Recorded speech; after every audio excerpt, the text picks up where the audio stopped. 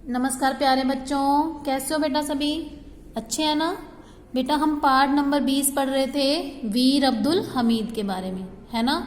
तो भारत और पाकिस्तान का युद्ध चल रहा था। उसके अंदर जब वीर अब्दुल हमीद अपनी जीप में बैठकर पैटर्न टैंकों का सामना कर रहे थे, उसके कमजोर अंगों को उस पर स्टेक निशाना यानी कि बिल्कुल सही निशाना लगाकर उन्होंने ध्वस्त कर दिया था।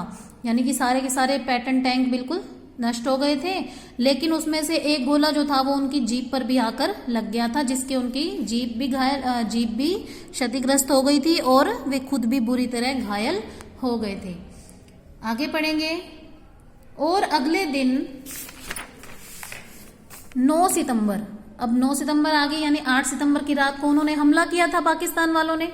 तो 9 सितंबर को उनका स्वर्गवास हो गया। वे भी घायल हो गए थे, लेकिन जब वो घायल हो गए थे तो उसके बाद उनका स्वर्गवास हो गया, यानी कि वो मृत्यु को प्राप्त हो गए। लेकिन उनके स्वर्गवास की आधिकारिक घोषणा 10 सितंबर को की गई थी। अब वो उनकी जो मृत्यु है वो तो 9 सितंबर को हो गई थी, लेकिन जो आधिकारिक घोषणा है वो 10 सितंबर को की गई थी। इस युद्ध में साधारण गन माउंटेड जीप के हाथों हुई पैटर्न टैंकों की बर्बादी को देखते हुए, यानी कि एक छोटी सी जीप के कारण इतने पैटर्न टैंक नष्ट हो गए थे, उसको देखते हुए अमेरिका में पैटर्न टैंकों के डिजाइन को लेकर पुनः समीक्षा करनी पड़ी। क्योंकि वे तो समझते थे कि ये तो अपराजित, यानी कभी भी पराजय इनकी नहीं हो सकती, हार नहीं हो सकती, तो उन्हें दोबारा से उसकी जांच करनी पड़ी। वो मात्र अमेरिकी पैटर्न टैंकों के सामने केवल साधारण गन माउंटेड जीप को देखकर ही समीक्षा करे थे। यानी एक साधारण सी जीप ने उनके सारे टैंकों को नष्ट कर दिया था, तो उस पर वो बहुत हैरान हो रहे थे।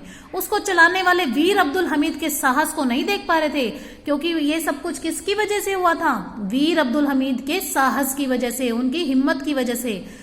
उन्होंने हार नहीं मानी कि किस तरह से उन्होंने पैटर्न टैंकों का सामना किया। इस युद्ध में असाधारण बहादुरी के लिए उन्हें पहले महावीर चक्र और फिर सेना का सर्वोच्च सम्मान परमवीर चक्र से अलंकृत किया गया। ठीक है, यानी कि उनको सम्मानित किया गया किस से? तो महावीर चक्र से और फिर परमवीर चक्र से, जो भारत का सेना का सर्वोच्च पुरस्कार है।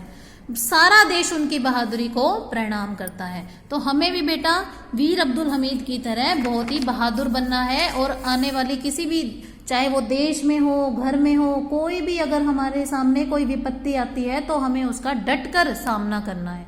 ठीक है बेटा? तो पार्ट नंबर 20 को हम अच्छे से 2 बार तो जरूर ही पढ़ेंगे। ठीक है बेटा?